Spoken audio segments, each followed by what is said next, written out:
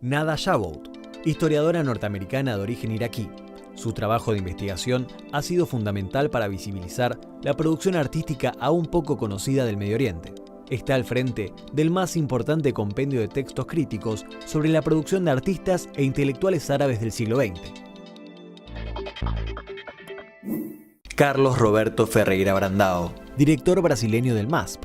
Después de la exitosa experiencia de administrar 29 museos de su país cuando estuvo al frente del Instituto Brasileño de Museos, asumió la tarea de dinamizar uno de los espacios culturales más prestigiosos de su país, el Museo de Arte Contemporáneo de la Universidad de San Pablo. Pia Viewing, curadora francesa. Su trabajo ha recibido gran reconocimiento en el Jeu de Paume en París, institución de referencia en el mundo dedicada a la fotografía y video. Fue en el marco de ese espacio cultural que seleccionó las obras que componen la muestra del artista Ali Kasma, que se inaugurará mañana en el Muntref, sede Hotel de Inmigrantes. Hace un rato estábamos hablando con Ayman sobre las características de nuestro trabajo y una de las cosas que Ayman puso de relieve en los primeros intercambios que tuvimos fue el hecho de que es un proyecto hecho por una universidad. Y como es un proyecto hecho por una universidad, yo les voy a confesar una cosa. En este momento esto también tiene como un costado de clase. En el sentido de que esta mesa, que tiene dos tiempos, un primer tiempo ahora y el otro mañana, el de la curaduría como campo de batalla, tiene que ver, además de con poner en escena cuestiones que advertimos que ocurren en el campo artístico o en los campos artísticos, estas tensiones entre distintos modelos, también tiene que ver con un ejercicio que hacemos permanentemente en la maestría en curaduría de repensar distintos modelos, de cuestionar categorías de análisis y en todo caso, si uno asume una perspectiva canónica, tener clara conciencia de que está asumiendo esa perspectiva y no ser inocente con aquella elección que uno está haciendo. En esta línea, entonces, nosotros elegimos en este Encuentro 14 Sur Global dos grandes ejes sobre los que vamos a estar dialogando entre hoy y mañana. Uno es este de las curadurías como campo de batalla y el otro, el del lugar de los archivos en la práctica de un conjunto de artistas que son los que van a dialogar entre hoy y mañana también. Pongámonos en foco con la cuestión de las curadurías en el campo de batalla y no los curadores en lucha, como hubo un cambio que se hizo en el título en una publicación y era muy gracioso imaginarnos a todos nosotros con una espada y tratando de hacer algún tipo de sablazo contra otro curador. Más allá de esto, sí sabemos que los relatos son opciones que uno toma. Entonces, nos parecía interesante tener la posibilidad de escuchar la propuesta de Nada Shabot, a quien saludamos y le decimos buenas tardes. Hola, Hello. Nada. Hello, how are you? I am fine, thank you. How are you? Hola, Welcome to ¿cómo Buenos están? Aires in this version today, but I hope Bienvenida a next Buenos time you Aires could en be esta here versión hoy. Espero que la personally. próxima vez puedas I venir. agree. I'm sorry Sí, I estoy de missed acuerdo. this time, Perdón but que esta hopefully vez me next lo haya time I'll be perdido, there in person. pero espero Great. estar allí la próxima vez. I invite you to start Bueno, this me gustaría round invitarte table, a presenting comenzar con your talk. esta mesa presentando Sure, that tu sounds, trabajo. that's good. And Perfecto, I've sent a me parece PowerPoint bien. presentation Y that les everybody mandé una Yes, presentación de yes, PowerPoint, no sé it's si les coming. llegó. So, Podés empezar. I'm happy. Thank you Bueno, again for inviting muchas me, gracias and as I por said, invitarme. I Como les apologize for digo, not being able to be perdón there por no in estar person. ahí con ustedes en But persona, it is my pleasure pero to es un placer start this poder conversation empezar and to esta talk conversación about y poder well, the hablar Arab art specifically. sobre artes específicamente. To be honest, Para serles terms honesta, like Arab art or the los Middle términos East seem como el to Medio immediately Oriente o el invoke arte areas of árabe trouble invocan and áreas de problemas sets of conflict. y Actually, contextos de invariably, conflicto, every semester that I invariablemente, teach, porque of en cada course, lugar donde yo whether it is enseño, cualquier contemporary curso or que tenga que ver modern or Islamic con art, el arte I islámico always ask my contemporáneo o students in the moderno, first siempre day les of pregunto classes, a what do mis you know about the Middle estudiantes qué es East lo que or saben the Arab del world? Medio What comes to Oriente. mind Y when I lo say primero que these terms? viene cuando And les after nombro a estos bit of términos es, bueno, después de un silencio bastante feo, porque ellos piensan que los estoy probando, los pocos que se animan a responder valientemente empiezan a tirar palabras como terrorismo, guerra, representación, no imágenes, hijab, etcétera. Entonces, siempre me impresionó, y vengo enseñando hace 15 años, que hay bastante investigación sobre el campo, pero la mayoría de la gente todavía asocia estos términos, estas palabras, con la región, pero problemáticamente con la región en sí misma. Cuando se habla del arte árabe contemporáneo, en general usan las mismas palabras, particularmente cuando nos referimos a nociones de representaciones o la provisión de representaciones. Además, hay una constante puja entre el Medio Oriente y el Islam. Entre intelectuales esto se debate muy seguido y después se expresa como una construcción y una reconstrucción de una variedad de recursos que incluyen elementos políticos, religiosos, ideológicos, etcétera, pero tiene poco que ver con la región geográficamente. El Medio Oriente, el término Medio Oriente, es un término geopolítico más que geográfico. Es una nomenclatura geopolítica que se empezó a usar hacia los 40, conectada con la guerra. Los aliados hay gente que estudió estas nociones. Tiene que ver con los aliados y tiene que ver con el petróleo. Y fue una de las primeras publicaciones que se usó en 1949. Y significa que es una historia de pérdida, de luchas coloniales. En el imaginario euroamericano se usa la palabra orientales, aunque al principio eran intercambiables. Puede decirse que el Medio Oriente fue descubierto en un momento de la historia en que el lejano y el cercano Oriente ya no eran imperios como una contradicción de Occidente. El Oriente era un lugar de misterio, seducción y sueños exóticos, mientras que el Medio Oriente y la extensión del mundo árabe lo reemplazó y después heredó muchas de las políticas y el sentido de el otro se ha asociado con el miedo, particularmente porque era el lugar de guerra de la Guerra Fría. Ahora, cuando construimos este concepto, vemos un binario entre el Occidente y el Oriente y vemos al mundo árabe como parte del Medio Oriente, pero también como parte del mundo islámico. Hablamos de diversidad, multiplicidad, intersecciones, pertenencia, creatividad, resistencia y humanidad. Y esto me lleva a nuestro nuevo libro, el arte moderno en el mundo árabe, que se publicó hace 2 meses, y lo mira como un lugar de tapa del libro. Bueno, la verdad, perdón, porque las diapositivas a veces van a coincidir con lo que diga, a veces no, porque no puedo correlacionarlas directamente. Entonces, el mundo árabe es parte del Medio Oriente y es esa parte donde se usa el arábico, el árabe como lengua materna. El árabe parece ser como oficial, fue declarado oficial por varios.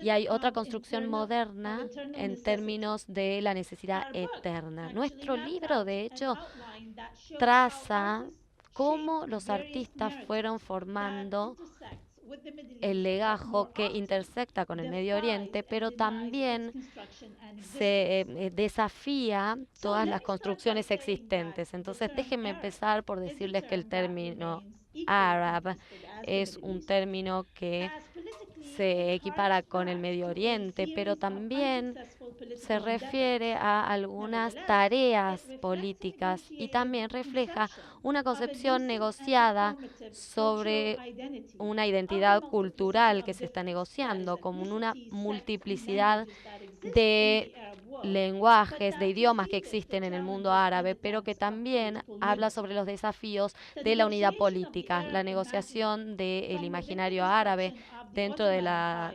destrucción del imperio otomano en los siglos XIX y XX, con las amenazas coloniales y la reestructura, como una necesidad de un bloc que llevó al imaginario de una unidad, formándose un nuevo Estado.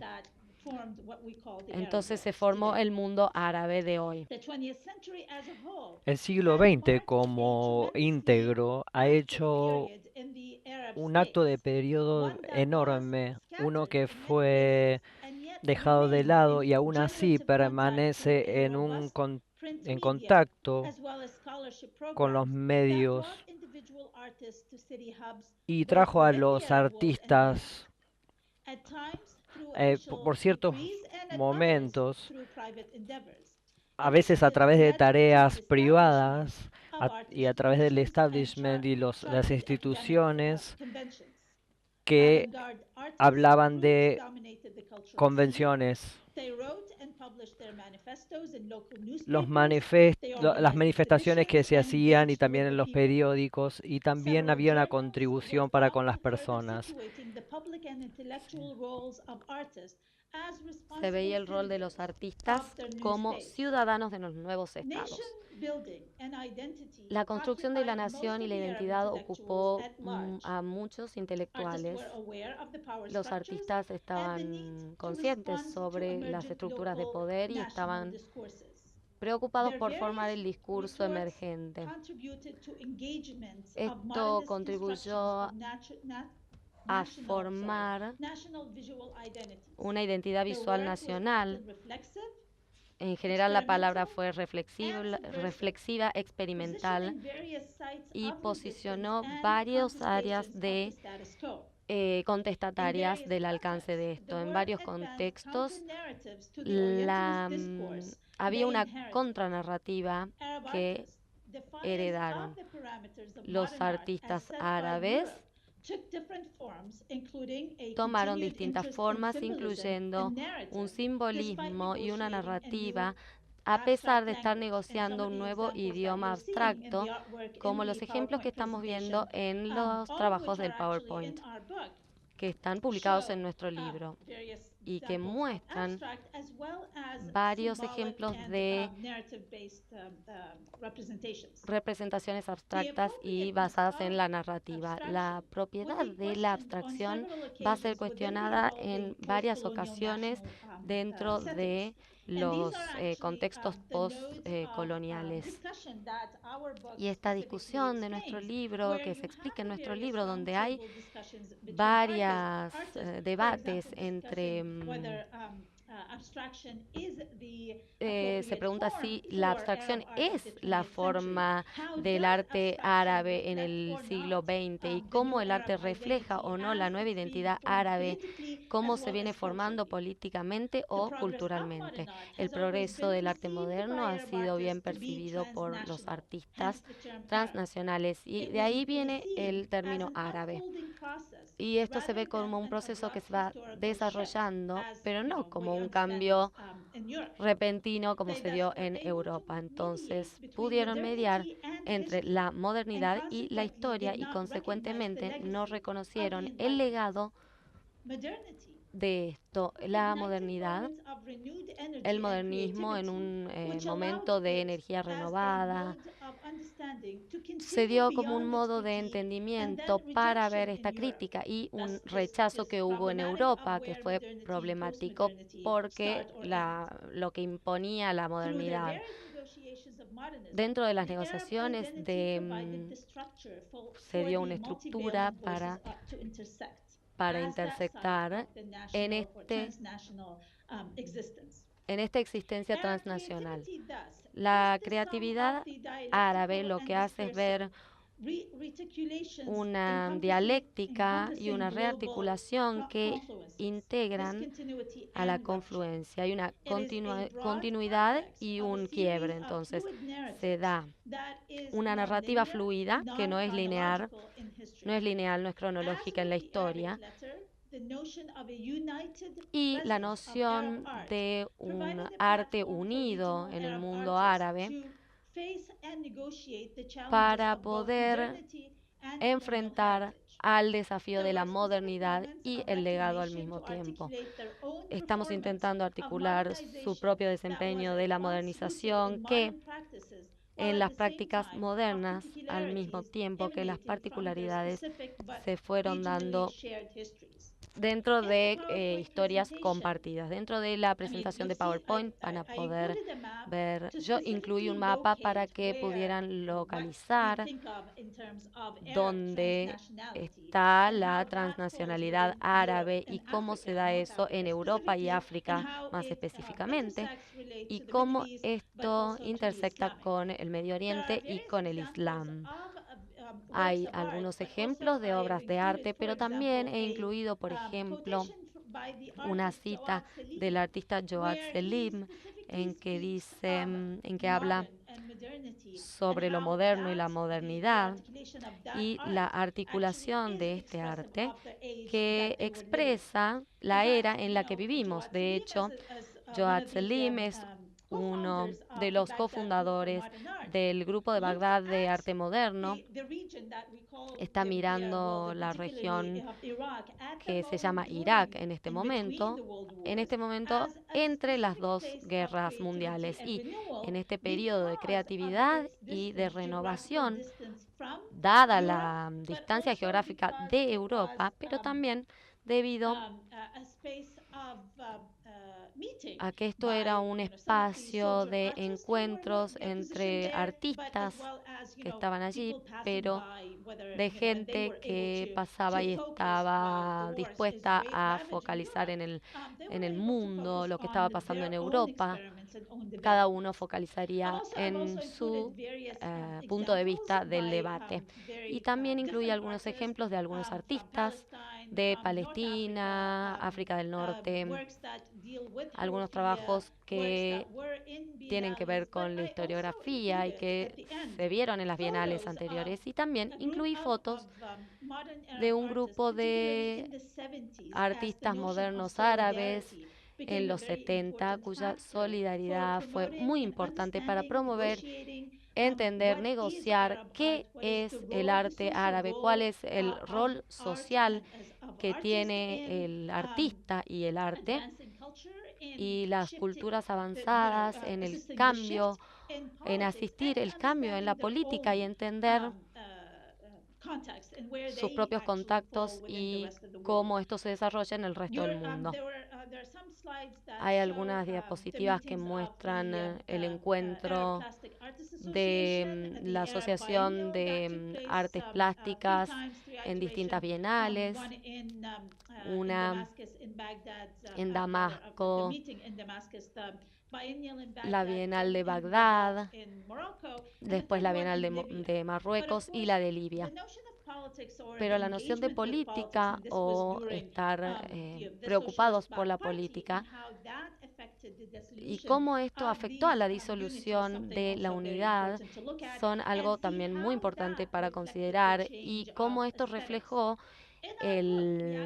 nuestros estudios. En el libro también se ve cómo estas discusiones sobre política se reflejan o se expresan de alguna forma en la articulación del arte y cómo toma forma.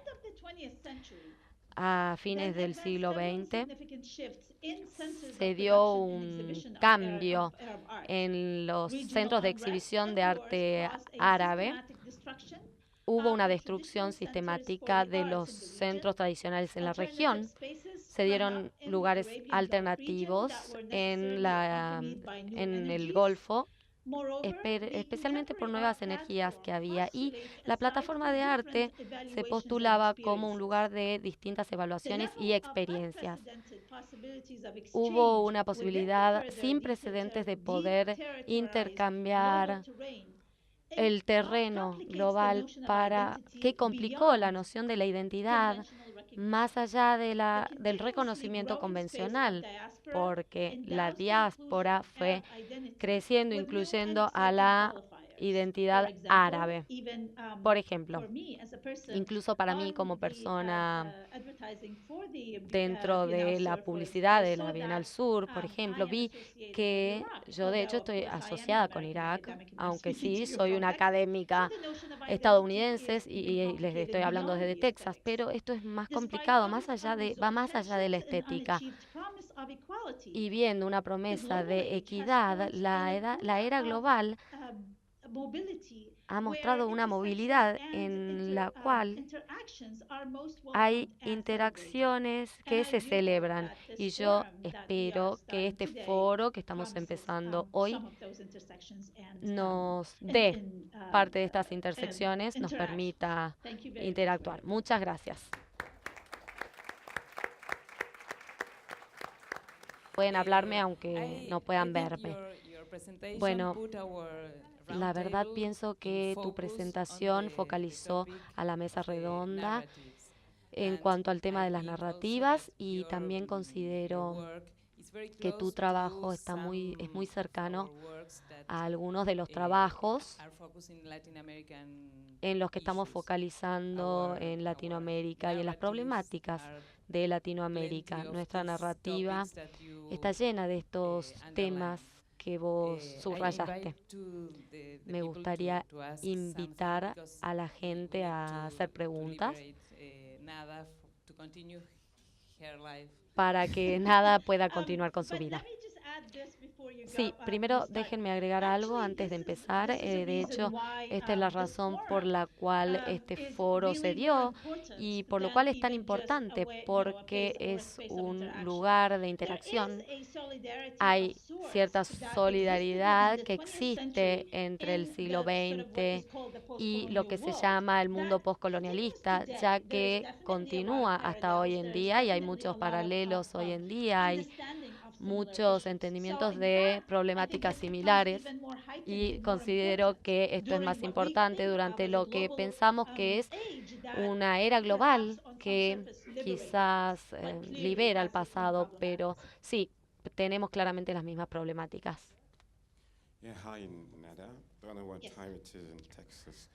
Hola, Nada. Me gustaría comentar sobre algo. En los 60 o los 70 hubo muchos movimientos en Marruecos y en otros países y al mismo tiempo hay una contradicción o es paradójico los distintos poderes que había en estos países, ya que estamos hablando de política y había países muy poderosos. En Marruecos había un rey, en Egipto había un sultán. Entonces, ¿cómo se puede ver esta relación de poder y al mismo tiempo cómo se dan la relación entre estas posiciones y movimientos? Bueno, de hecho esta es una pregunta muy importante y muy buena. Gracias por preguntar. De la forma en que yo lo veo, ya que soy consciente de que hoy en día cuando vemos el trabajo en Irak durante los 80, durante el reinado de Saddam Hussein y cómo nos vimos marginalizados en cuanto a la propaganda, la forma en que yo veo esto esto está en nuestro libro. Si vemos los años 30 o 40, llegando a los 50 o 60, vamos a ver que los artistas ya estaban trabajando con estas narrativas, con este discurso, con estos temas, estaban conscientes de que de todo esto y estaban activos en cuanto a lo filosófico y lo psicológico y también artísticamente. Entonces vi cómo los 60 y los 70 fueron momentos en que los dos intereses se alinearon. Entonces el gobierno, ahí había incluido algunas diapositivas en que se veía la Unión Árabe de Artes Plásticas en la Bienal. Bueno, estas fueron algunas iniciativas en que el partido político Baath en Siria y también en Irak, aunque tenían conflictos dentro de ellos, pero compartían la base social y la ideología social, era una forma de usar el arte para desplegar su propia agenda, sus propios planes, pero el arte también es una oportunidad para poder empujarlos o presionarlos. Entonces este fue un momento en que se alienaron los intereses. Palestina tuvo una especie de contestación y el arte convergió alrededor de ella. También se usó bastante el arte, pero cuando eso frenó, todo se derrumbó. El arte se separó de la política. Esto lo podemos ver a través del siglo XX y lo vemos en varios países postcolonialistas. Hay un momento de convergencia entre el arte y la política y después divergen, hay una divergencia y no funcionan más juntos. Yo no veo esto como una debilidad, pero sí veo que estos son los cambios que se están dando y es lo que está pasando. También en Egipto se está dando una persona importante que hizo que el arabismo se viera como el arabismo político que ya existía entre los artistas. Entonces, son dos arenas, dos campos separados, pero que a veces pueden converger. Y cuando los artistas piensan que están limitados, entonces se separan del gobierno.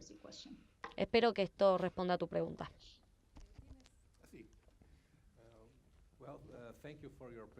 Muchas gracias por tu presentación. Me llamo Carlos Brandão, soy director del Museo de Arte Contemporáneo de São Paulo, Brasil. También soy miembro de ICON y acabamos de tener nuestra reunión anual en la primera semana de junio en París y fuimos a la sede de la conferencia. Vamos a tener nuestra próxima conferencia en Kioto el año que viene y fue muy interesante que hayamos elegido estas ciudades para tener las conferencias: Oslo, Praga y Alejandría. Y en cuanto a las tres ciudades, tuvimos evaluadores profesionales que se fijaron y Oslo tenía la mejor sede para la conferencia, Praga en segundo lugar y Alejandría en tercer lugar. Y la conferencia votó unánimemente por Alejandría, entonces vamos a tener la primera conferencia en un país árabe y espero que esto realmente contribuya a fortalecer el movimiento de museos en el mundo árabe, porque la verdad es que no hay mucha competencia y no hay mucho empuje de los artistas árabes en nuestro trabajo. Entonces, este movimiento se está dando recientemente. Perfecto. Me encantaría ir a esa reunión y de hecho le agradezco que aunque a pesar de la evaluación hayan votado por Alejandría, vamos a poder llamarlo como parte del mundo antiguo de Arabia, incluido con el Golfo, porque en Arabia Saudita hay museos y es mucho más fácil que se dé el arte que en Egipto, por ejemplo. Entonces eso específicamente tiene un valor agregado. Muchísimas gracias. ¿Alguien quiere hacer algún otro comentario?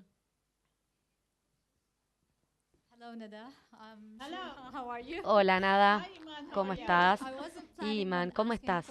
La verdad no había planeado preguntarte nada, pero como usaste una palabra que nosotros en general criticamos cuando dijiste parte del viejo mundo árabe, hablando de Alejandría y hablando de Arabia Saudita, sabemos que también es parte del mundo árabe y esta es la presunción que hace la gente. Entonces, ¿no crees que como académicas las dos estamos influenciadas por el discurso global y las expectativas globales en cuanto a dónde está la Arabia original? Y yo la verdad es que estoy sufriendo de las mismas problemáticas que vos. Iman, muchas gracias, pero en cuanto a referirme al viejo mundo árabe y al nuevo mundo árabe, tiene que ver con los centros culturales. Entonces, hablando de los centros en Bagdad, Cairo, Beirut y en otras partes, estamos hablando de que este sería el viejo mundo. En cambio, Dubái y Doha, por ejemplo, son otra cosa. Esto es lo que estoy viendo como nuevo y en este contexto no estoy viendo las etnias árabes o lo que significa el mundo árabe. Lo estoy viendo desde el punto de vista de la modernidad. Sí, sí, te entiendo nada porque las dos somos árabes, entonces las dos entendemos esto, pero quería comentar porque si no la gente va a pensar, y este es un punto que yo siempre trato de explicar, que la historia a veces se marginaliza. Por ejemplo, en Arabia Saudita se marginalizó el descubrimiento del petróleo y el islamismo. Por eso quería comentar en esto. Muchas gracias. No, muchas gracias a vos.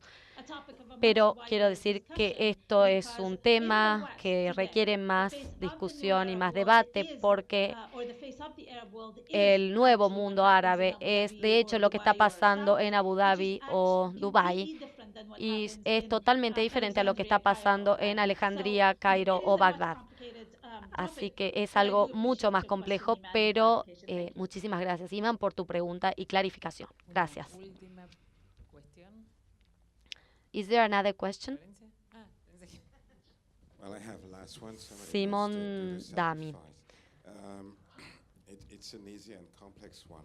Esta es compleja y fácil al mismo tiempo porque estamos hablando del siglo XX y por supuesto voy a hablar sobre lo que llamamos la revolución árabe, la revolución de la primavera y quisiera decir algo sobre esto en cuanto a cómo tuvo influencia en la creatividad.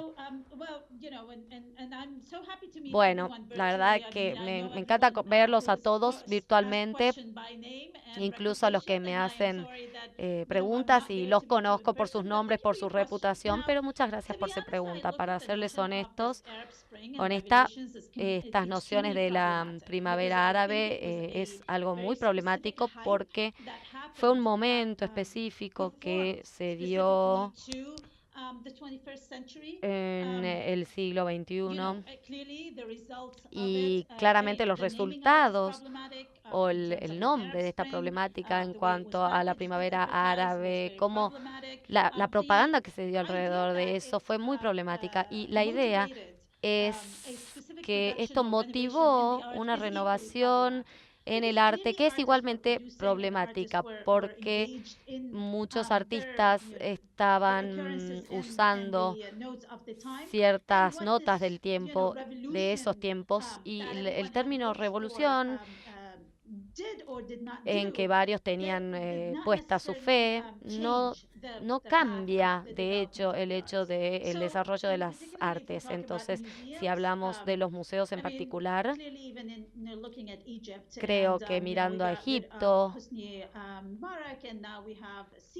donde teníamos a Barak o Sisi, todos nos preguntamos qué pasa en el proceso, cómo cambió el proceso y cómo eso va a afectar nuestra agenda. Todavía sabemos que los museos no tienen el presupuesto necesario y los trabajos que quieren tener, aunque hay momentos de celebraciones de algunas cosas, sabemos que están recibiendo, que están por celebrar la Noche de los Museos en el Cairo en octubre y que están mostrando que están ocurriendo algunos cambios, pero creo que todavía queda por ver cómo esto afecta a las cosas o cómo las cosas cambian en la región en sí.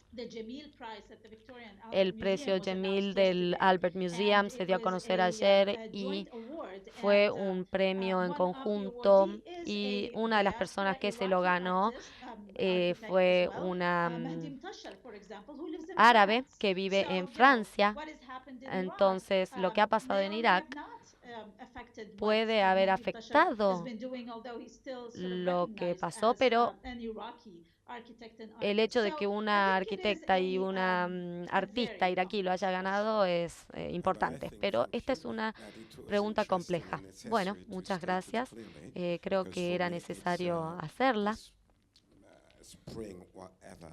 porque esta primavera principalmente es una construcción occidental y la realidad es totalmente diferente. Estoy totalmente de acuerdo con vos porque en mi opinión fue una puesta en escena, un performance de la cual se benefició la CNN, pero el resultado todavía tiene que ser evaluado. Muchas gracias y esperamos verte personalmente la próxima vez. Muchas gracias. Perdón por habérmelo perdido, pero por favor disfrútenlo y espero escuchar alguna versión de lo que pasó al final con ustedes. Gracias.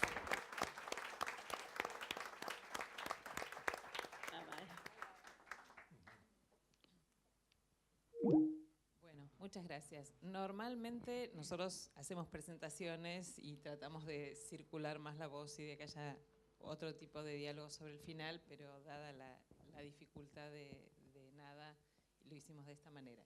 Así que ahora invito a Carlos, que ya rompió el hielo y abrió su voz, para que continúe. Bueno, English. entonces, buenas tardes. English. Agradezco mucho la invitación. ¿Inglés o español? Es un placer. Y vino muy rápido. Tengo mañana que volver. No voy a asistir toda la conferencia, pero estoy muy contento de estar acá. El título de esta reunión, la curaduría como campo de batalla, me hizo pensar mucho. Porque aunque aparece ahí como artista, yo no soy artista. Tampoco soy experto en arte, aunque sea el director del Museo de Arte Contemporáneo. Yo soy biólogo. Entonces quiero hablar un poco de esta trayectoria, de cómo un biólogo terminó siendo director del Museo de Arte Contemporáneo. Entonces, mis slides, por favor. La presentación. Bueno, ahí está mi campo de batalla, que es mi museo. Creo que nosotros que somos directores y gestores de museos tenemos una batalla diaria en nuestros museos, y esta es la entrada principal del Museo de Arte Contemporáneo de la Universidad de São Paulo. Entonces, por favor, el próximo. Entonces, primero me hizo pensar el concepto de curaduría. Entonces, desde que empecé a trabajar en el Museo de Zoología hace más de 40 años, que trabajamos con un concepto de curaduría, que es un concepto muy técnico, que es un ciclo completo de actividades que va desde la adquisición, antes de la adquisición, con la filosofía del museo, y que determina su política de adquisición, la adquisición propia, los mecanismos de conservación, documentación y investigación, y como un museo universitario, de investigación académica hasta la difusión calificada de este conocimiento. Entonces, este es un panorama general que el término curaduría me trae a la cabeza. Entonces, yo empecé trabajando en el Museo de Zoología. Soy entomólogo, trabajo con insectos, con hormigas en especial. Soy experto en hormigas. Trabajé mucho acá en las colecciones la colección de Tucumán, que es muy importante, la colección del Museo de Historia Natural acá, y de La Plata. El anterior, por favor, el slide anterior. Entonces trabajé mucho con clasificación, porque como era curador de una colección de insectos, tenía que arreglarla. Y las especies animales y vegetales nos son dadas, son conceptos humanos que atribuimos a los animales y a las plantas. Y tenemos una teoría de clasificación por detrás de esto. Estas teorías de clasificación son muy precisas, aunque la naturaleza no es precisa, es muy variable. Y entre las especies hay mezclas, hay híbridos, entonces es muy difícil reconocer el límite de una especie frente a las otras. Entonces las teorías de clasificación se desarrollaron muchísimo en esta área. Y no solo las teorías de clasificación, como sus resultados, la nomenclatura que se aplica a estas unidades que reconocimos, pero que no existen, son puros conceptos humanos. Esto me preparó bastante para entender el rol de los museos, cómo la documentación, cómo arreglar las colecciones, tiene que siempre se ubicar en un concepto que está por detrás, no está en los objetos mismos, pero en nuestras cabezas. Después entonces de trabajar con taxonomía, con la clasificación, trabajamos con sistemática, que es el estudio de las relaciones de parentesco entre estos organismos. También fue una experiencia muy importante para mis trabajos futuros. Bueno, fui director del Museo de Zoología de la universidad por 4 años, que es un mandato fijo que tenemos entre 2001 y 2005, y después de eso entonces caminé por otros caminos. Pero lo que ocurrió aquí, como yo era un científico del museo, reconocí que el museo no precisaba tanto de la ayuda en su investigación, porque los científicos son muy reconocidos, el museo tiene mucha ayuda de las agencias de fomento, pero la parte de difusión sí, porque como museo de historia natural siempre descalificó la parte de difusión. Entonces yo hice una revolución en la parte museográfica, en la parte de exposiciones, la parte del público, recepción al público, y con esto mi dirección fue mucho más reconocida por los museólogos do que por los biólogos. Porque frente a los biólogos yo hice muy poco, pero frente a la museología yo he traído el museo al escenario museológico del país, que no estaba antes. Entonces los museólogos me invitaron para ser presidente del ICOM Brasil, el Comité Nacional de ICOM. Y ahí entonces yo empecé a trabajar con todos los tipos de museos. Inclusive estuve en Argentina varias veces. Hay un museo acá muy cerca, el Museo de las Escuelas, que me parece un museo increíble y que es un museo único, que no conozco otros museos que tratan de la historia de la escuela en Argentina, cómo que esta historia se ubica con la historia de la inmigración y cómo fue importante esta historia para la conformación del Estado argentino de hoy. Y también trabajé mucho en la parte de biología con comportamiento, porque trabajo con hormigas. Y con hormigas estaba hablando con uno hoy, que se puede hacer experimentos que no se puede hacer con hombres. Por ejemplo, tomas una colonia de hormigas y puedes manejar, sacar la reina, poner una otra reina, que son cosas que no podemos hacer con humanos. Que aún podemos hacer con hormigas, pero en pocos años no podremos más también. Y con ecología de comunidades, cómo las hormigas se relacionan con su medio y con otros animales y plantas. Eso me creó una experiencia muy interesante para trabajar con gente. Después de trabajar tantos años con organismos que no podemos conversar, pero que yo tengo seguridad que piensan, hacen decisiones, aprenden y tienen personalidad. Eso se puede ver muy fácil. A cada casa de ustedes hay siempre una cola de hormigas. Si vas ahí y mata una y observas lo que ocurre, las diferentes reacciones que las otras presentan frente a este cadáver son increíbles. Las hormigas aprenden, tienen personalidad propia, tienen también capacidades diferentes entre ellas, no son robots que presentados al mismo estímulo reagen de la misma forma. Y entonces eso me dio mucha experiencia para trabajar con otros grupos de animales.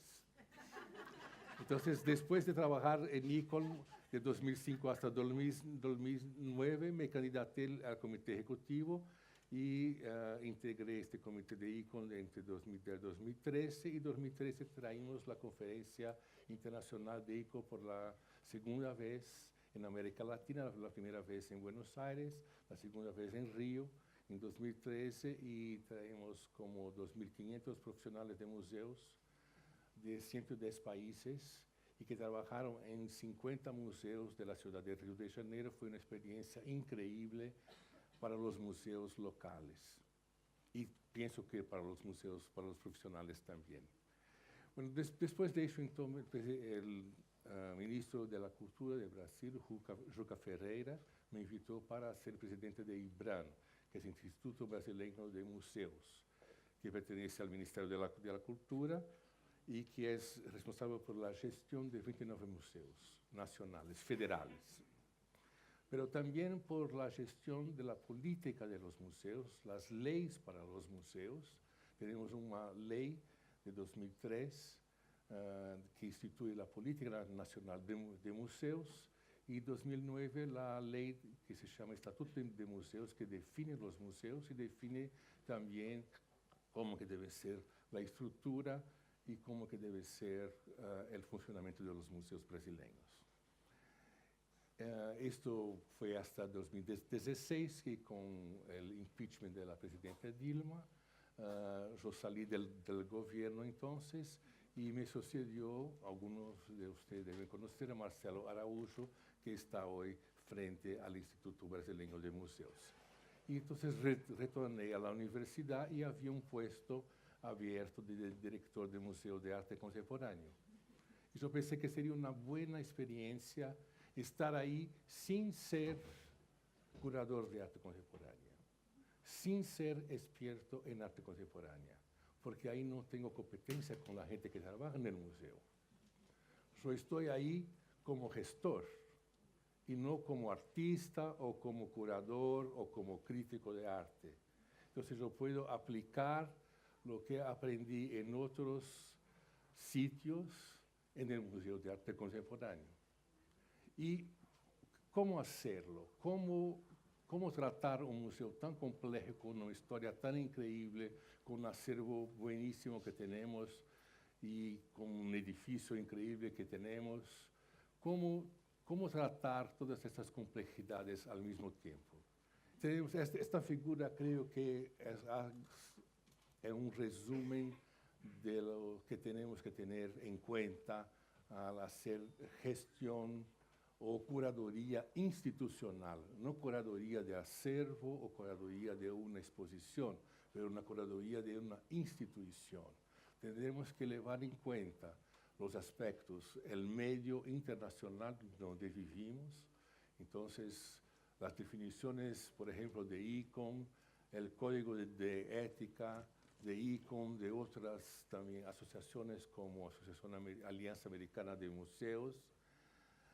Tenemos que llevar en cuenta las leyes nacionales, las leyes locales también, y el medio ambiente local, y tenemos que llevar en cuenta, en nuestro caso, que somos un museo universitario, los conceptos de la universidad, las leyes y las normas que la universidad nos trae, en especial para un museo de arte y un museo de arte contemporáneo, que tiene también una colección de arte moderna.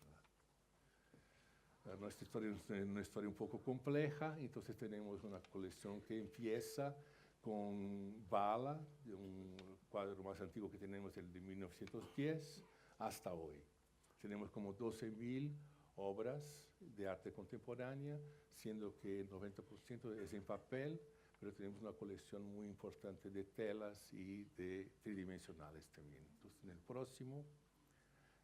Entonces, la clave para esto fue desarrollar, en parcería con todos los funcionarios del museo, un plan museológico. Entonces, un plan museológico está previsto en nuestra ley, que todo el museo debería tener un plan museológico. Es un plan estratégico, en general para 5 años, y que está basado en estos 3 puntos. Primero, una avaliación del compromiso público que este museo tiene a partir de su vocación museológica y de acuerdo con su campo de acción. Esto vale para cualquier museo. Entonces, esto es reconocer lo que llamamos del facto museal. Enseguida, reconocer los límites y las reciprocidades entre las actividades medio y las actividades fines del museo, con sus respectivas necesidades, y también mantener las jerarquías y las especialidades. Es reconocer estas especialidades y las jerarquías internas del museo para dibujar los flujos y utilizar estos flujos para mejorar entonces y consolidar la institución.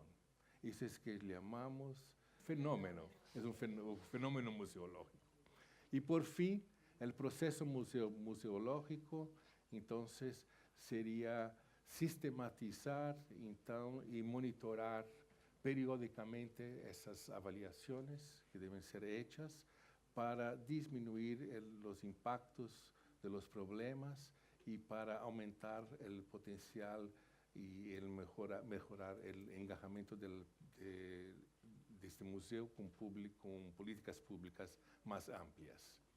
Estas definiciones yo saqué de un plan museológico hecho para el Museo de la Inmigración, hecho por 3 colegas museólogas brasileñas, Cristina Bruno, Beatriz Arruda y Ana Figols, en 2010.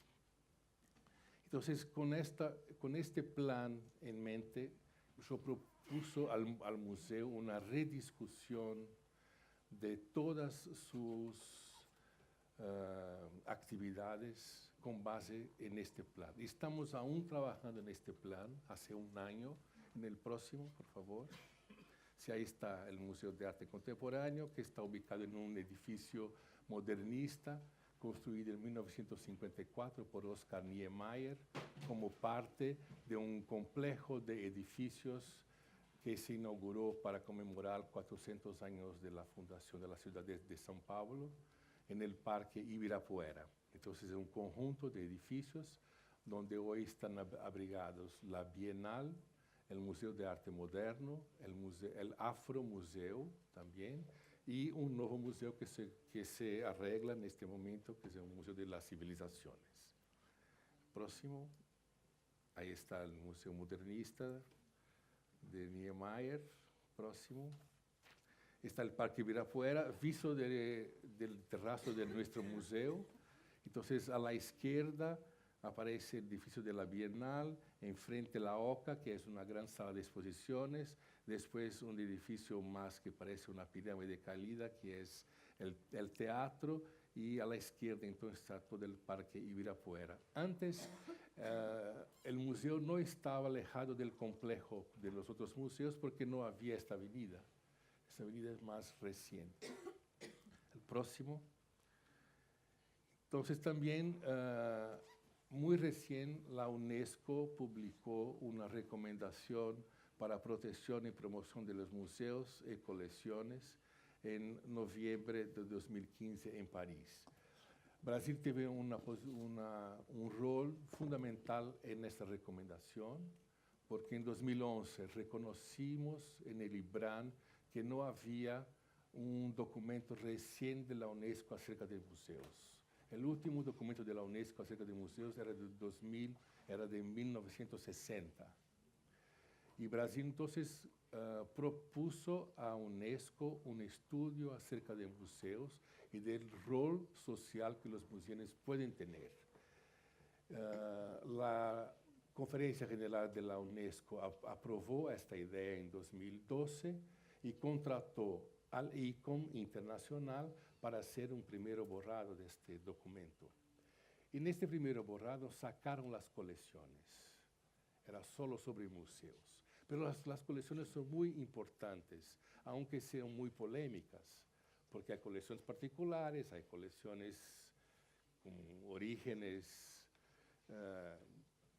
controversas, pero hay muchas colecciones en universidades, en manos de particulares, que son importantísimas para la cultura local y la cultura mundial. Entonces fue importante también añadir a las colecciones a este contexto.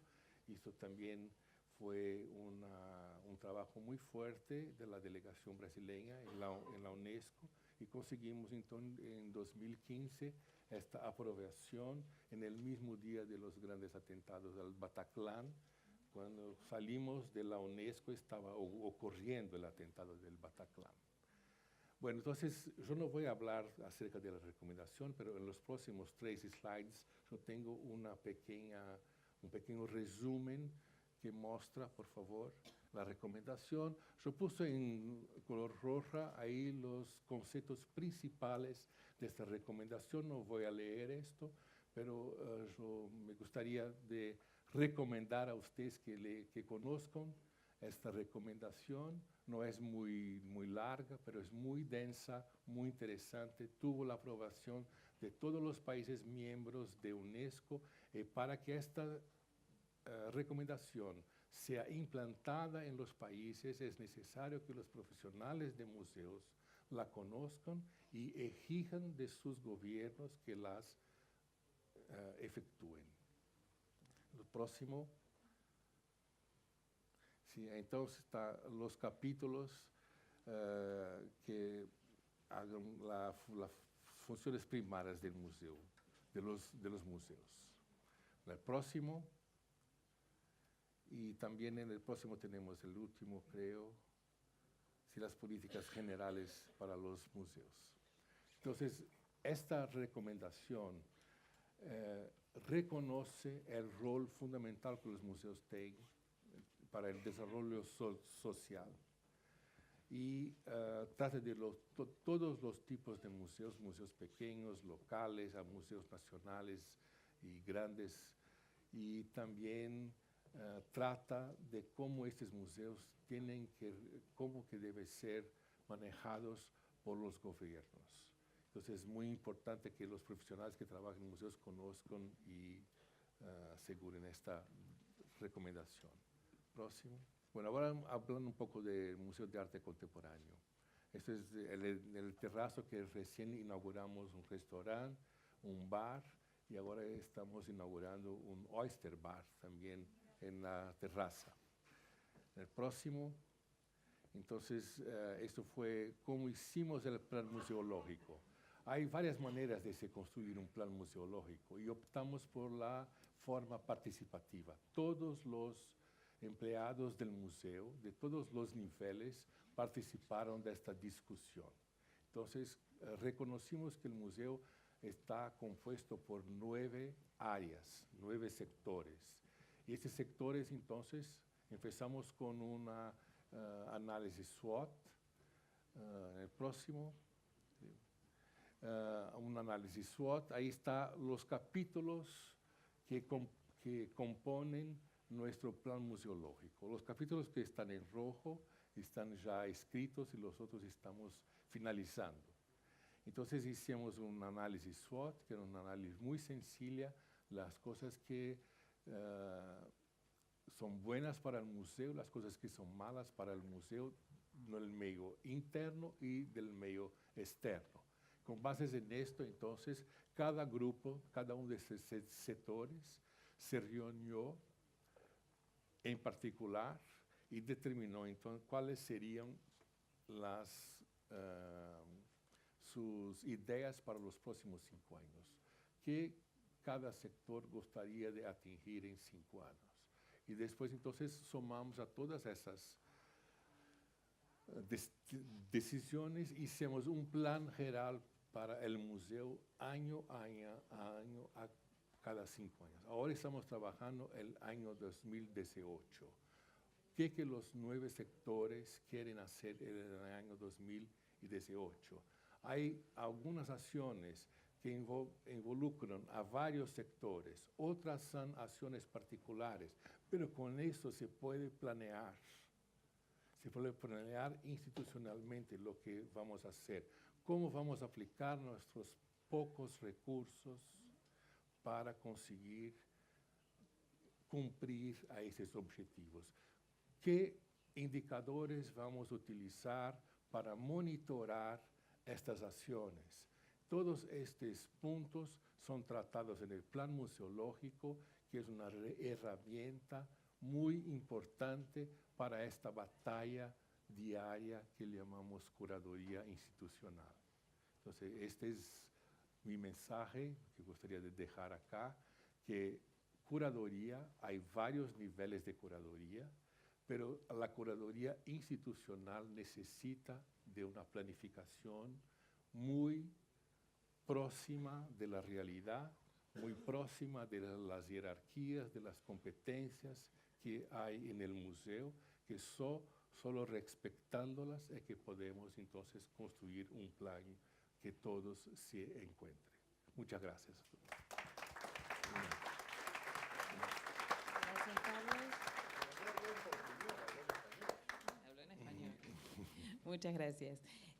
Bueno, de estas distintas políticas, la de la construcción de una narrativa y la de la discusión crítica de perspectivas histórico-artísticas, como fue el planteo de Nada, a esta curaduría institucional que involucra todo el sistema de museo, pero nos deja fuera de una colección que debo decir que también merece su atención. Claro.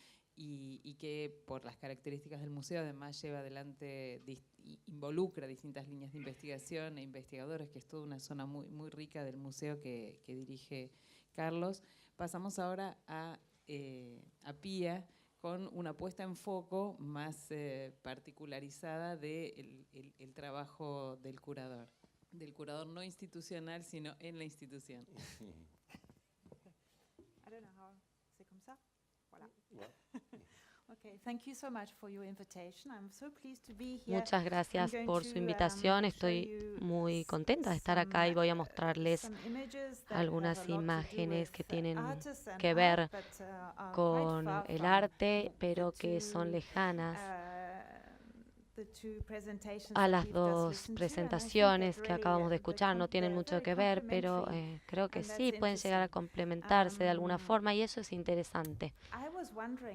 Me preguntaba sobre esta idea del campo de batalla, entonces estaba intentando definirlo. Y la mejor forma que se me ocurrió fue decir, ver obras de arte y tratar de definir el campo de batalla como uno en el cual tanto los artistas como las instituciones se complementan en cuanto a su actitud hacia el aval de el trabajo creativo en nuestra sociedad hoy en día, lo cual no es tan simple. Tenemos mucho trabajo que hacer y tenemos que hacerlo de forma activa en cuanto a la política, a lo social y en cuanto a lo artístico, posiblemente, porque nuestro mundo hoy en día es cada vez más burocrático y hay muchos trámites administrativos que hay que hacer, por lo menos desde una perspectiva francesa, no sé si alrededor del mundo. Y creo que, a ver, ¿puedo ir pasando yo las diapositivas? ¿O pueden pasar a la próxima, por favor? Bueno, entonces pensé que empezaría con un trabajo de Jean Delacroix. Esta es una obra famosa de Massacre au Sioux que fue hecha en 1972 y está hoy en día en muestra en el Louvre en una exhibición fantástica explica sobre el trabajo de Delacroix. La idea de mostrarles esta pintura, era preguntar la pregunta, hacer la pregunta, interrogarlos sobre hasta qué punto el arte puede definirse a través de la historia. ¿Es el arte un indicador de su cultura, de su tiempo, de su era? ¿Y cómo tiene el arte una densidad simbólica? Voy a contarles algo detrás de esta pintura. Es una pintura que ilustra la masacre de la población en la isla de Sio, que se dio por el ejército turco por la independencia griega en 1982, y Delacroix hizo esta pintura en 1824 y él pensó que tendría un impacto en ese momento. Entonces estuvo inspirado directamente por las relaciones, por la información que obtuvo a través de ciertas relaciones y de los diarios de esos tiempos. Entonces hay una correspondencia entre ciertas formas de información y comunicación y este trabajo. Entonces, la Guerra de Independencia empezó en 1820 e hizo que los europeos progresistas se entusiasmaran y estuvieran de parte de los griegos, especialmente el poeta inglés Byron, Delacroix, que murió en 1824 en Grecia. Y en 1821 Delacroix propuso este tema para que fuera parte de la actualidad. Tuvo un alcance político y de hecho él se aleja un poco de la pintura histórica haciendo este gesto, y vemos que hay dos grupos opuestos, uno a la izquierda que él mismo eligió, y otro a la derecha que muestra la violencia del secuestro. No muestra ni el monumento de la batalla ni el de la victoria, pero muestra las consecuencias de la política de dominación, cómo una población se redujo a la esclavitud, y esto enfatiza el patos, el hecho de cómo sufre la humanidad, y se ven testimonios sobre esta guerra. Entonces quizás pensé que lo que es interesante sobre esta pintura es no solamente que describe un hecho en la historia, sino también la descripción del territorio y lo que está pasando en ese territorio. Explica la unión entre las batallas y los mapas, las actividades políticas y los recursos humanos y el sufrimiento humano. Pienso que es importante recordarnos que el arte es un acto de resistencia en sí mismo. Creo que hay un concepto que es bastante interesante, que lo eligió Gilles Deleuze, que es un filósofo francés del cual todo el mundo está hablando, calculo que todos lo conocen. Es la idea de que el arte se dirige a la gente cuya voz no es oída, cuya voz es diferente, la gente que no está.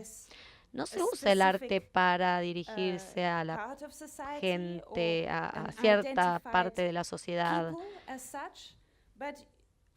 sino que el arte está constantemente inventando su audiencia, su público. Es una nueva forma de lidiar, no de lidiar, sino de formular el significado a través de una interpretación subjetiva. Y esto es vital para nosotros y para nuestro para la gente que está en los museos. Y gracias a Dios, esto está pasando dentro del arte contemporáneo, está pasando mucho, y incluyendo el mercado. Entonces, la curaduría podría ser una forma de ofrecer, una forma para que la gente pueda verlo o para conocer a la gente, todos los tipos de personas. La gente que es curiosa, que está interesada en encontrar y en descubrir cosas. Creo que esto también es un problema importante porque en cuanto a la curaduría y los museos y nuestros centros, tenemos ese rol específico que es soportar, avalar a los artistas y sus trabajos y compartirlo con la gente. Esto es un punto que une, es como la bisagra que une a estos mundos, si tenemos que pensarlo en forma teórica. Obviamente, en la realidad no están separados. Si vamos a la... Bueno, no importa. Esta es una exhibición que hice en un centro de arte en el norte de Francia. Es un estudio que hice sobre un archivo fotográfico, y lo llamé La Mine aux Nerves, la mina del trabajo, y yo estuve trabajando en una mina de carbón. Este es el país negro, la parte negra del país de Francia, y el archivo era, de hecho, sobre la actividad minera. Por lo tanto, era un trabajo social, industrial y económico al mismo tiempo, y este trabajo tenía 10 metros de largo y 10 de alto. Entonces, la idea era construir un stratum, una capa. Entonces, desde 1900 a 1910 se ve la historia de este lugar, y lo que me interesa, la idea detrás de esto era descubrir cómo esta región era cuando yo estuve ahí, que fue en el 2007. Yo estuve desde el 2007 hasta el 2014 en este centro, porque en esta parte de Francia no hay casi huellas de la actividad de las minas de carbón y su historia. Entonces, si nuestro nieto caminara por estas calles, la verdad es que no tendría idea de lo que pasó allí antes. Entonces pensé que quizás esta es la idea crucial detrás de este archivo fotográfico: cómo entender el paisaje y cuál es el significado de la región y la historia de la región, que de hecho la gente de esta región ha heredado esto, pueden saberlo o no, pero socialmente y en cuanto al empleo, porque de hecho esto es un desastre en cuanto a...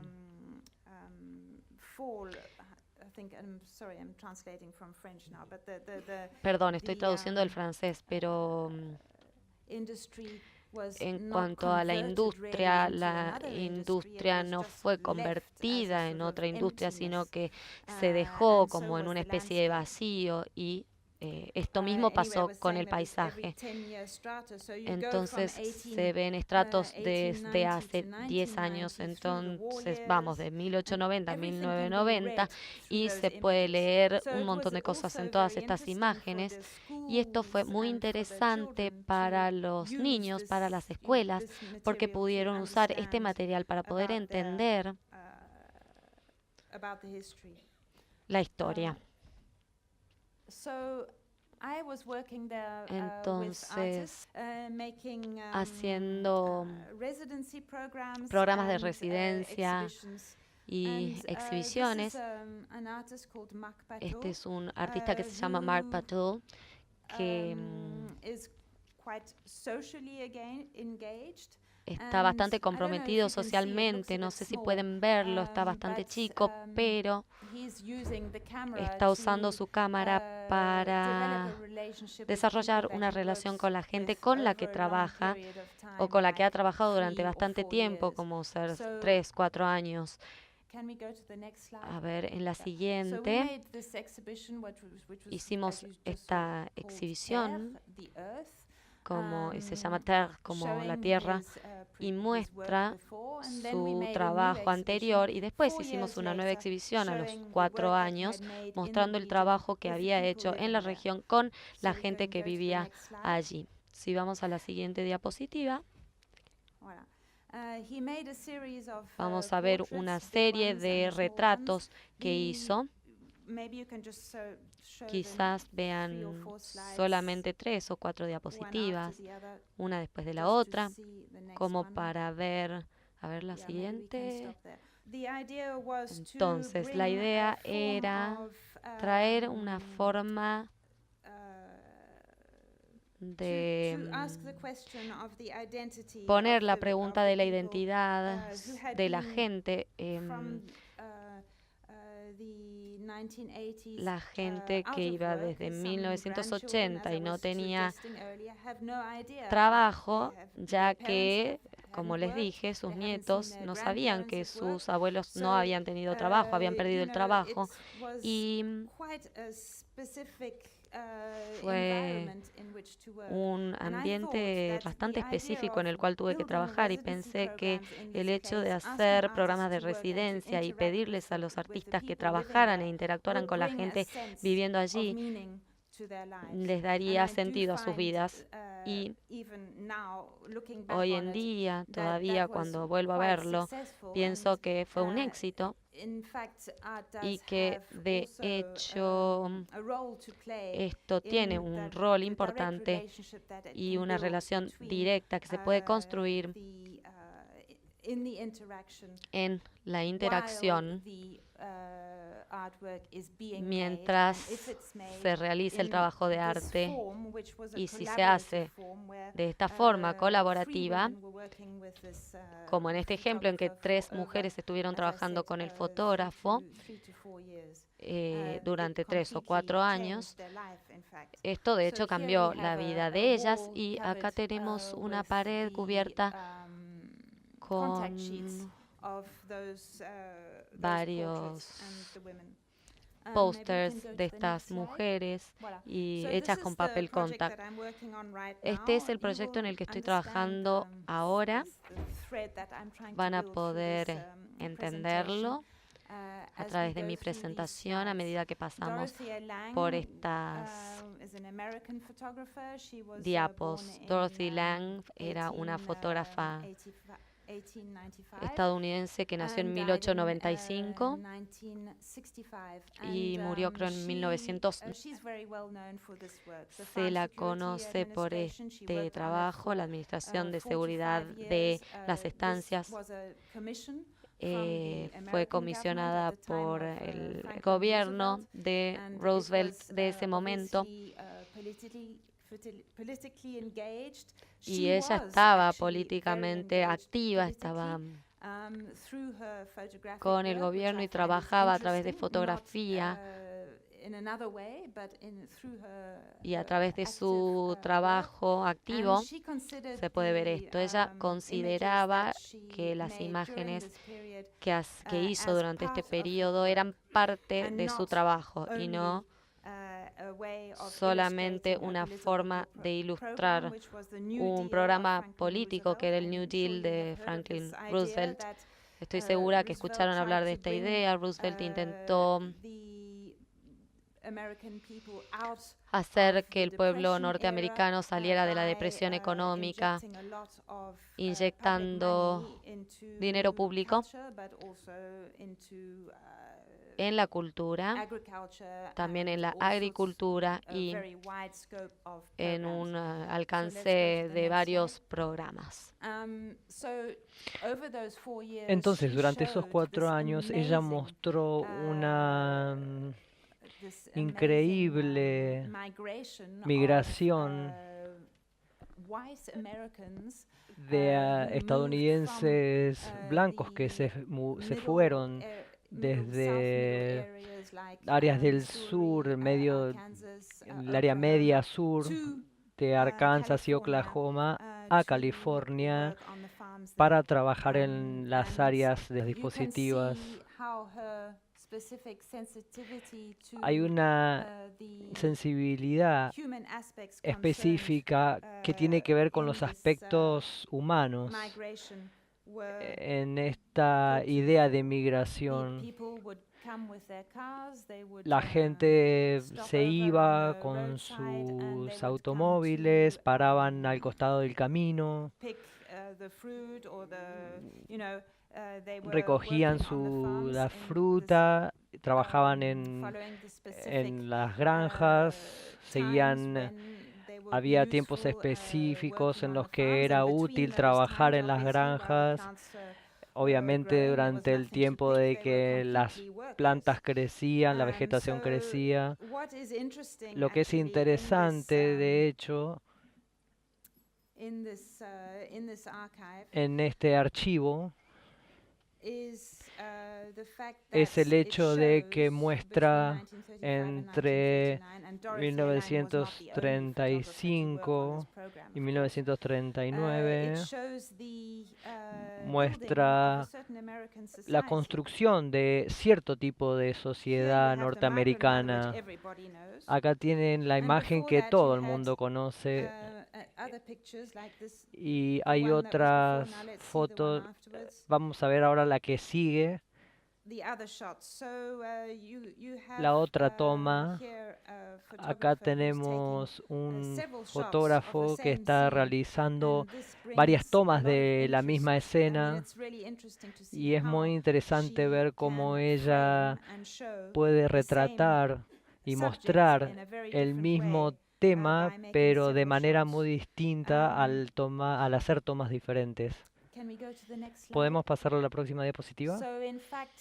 Entonces, de hecho, ella pensó, y tenía razón, que su trabajo fotográfico ayudaría a cambiar la situación para estos trabajadores que emigraban por el hecho de que el gobierno podía hacer una inyección económica en las zonas en donde ellos iban a vivir. Ahora sigamos con las próximas diapositivas. Una vez más, por favor. Sigan adelante.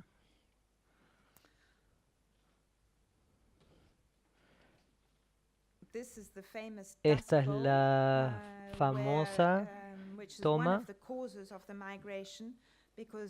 Es una de las causas de la migración, la gran sequía, especialmente en la zona, especialmente por eso se movieron desde Oklahoma hasta California, porque ya no podían seguir manteniendo activas sus granjas. Una vez más, por favor, avancemos. Entonces ahora les voy a mostrar un par de diapositivas que es un trabajo que no se conoce de Dorothy Elaine. Es en 1942, campamentos japoneses. Fue después del ataque de Pearl Harbor en Hawái.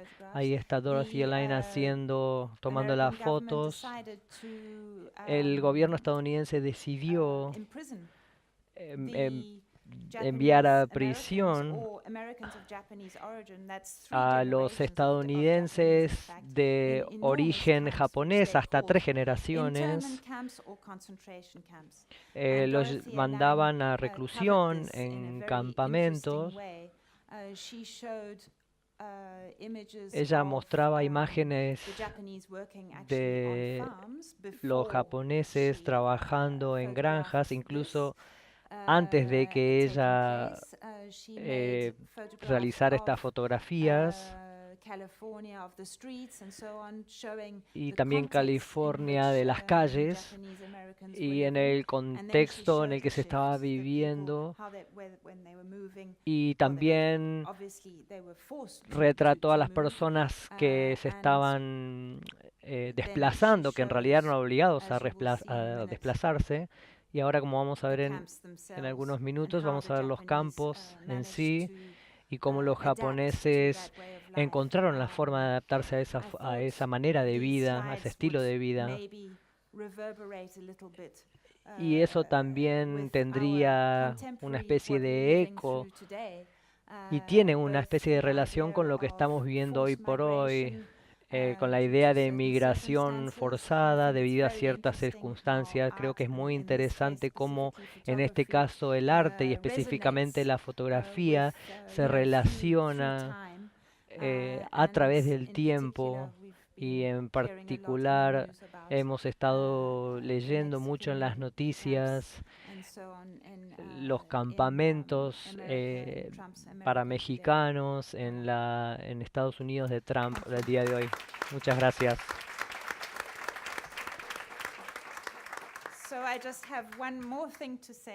Tengo una cosa más para decir. Me gustaría, por favor, me gustaría que vean en Muntref mañana, desde mañana en adelante, la obra de Ali Kazma.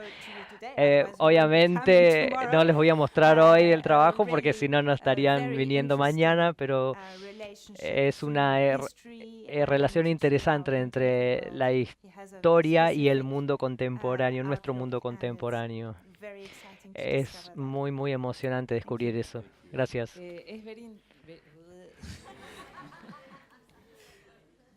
Es muy interesante el planteo que ha hecho Pía, porque si esta charla la podríamos haber instalado con este título que tanto movió, desde el lugar de la historia la escriben los que ganan, ese dicho popular. Sin embargo, la terminamos con estas imágenes que Lía presentó, desde Delacroix hasta Dorotea, desde el lugar de cómo las imágenes son capaces de subvertir esa premisa, ¿no? Cómo las imágenes logran, incluso siendo comisionadas por el propio Estado, generar un otro relato. O sea, la política de las imágenes, las estrategias de los artistas logran subvertir incluso la propia comitencia. Y en ese sentido me parece que está la potencia del trabajo que tenemos entre manos, y de allí también la necesidad de preguntarse todo el tiempo para qué uno hace lo que hace y desde dónde. Esto simplemente son las preguntas que me parece que vale la pena tener presentes, no para darles una respuesta, sino simplemente para que estén allí interpelándonos y no dejándonos entrar en la inercia. Pero les propongo que hagamos un stop aquí, claro, que tomemos un cafecito y rápido volvamos para el otro, porque aparte por cómo, salvo tú que te tienes que ir mañana temprano, seguimos discutiendo en continuado en las sucesivas mesas. Bueno, fue una gran experiencia. Muchas gracias a todos.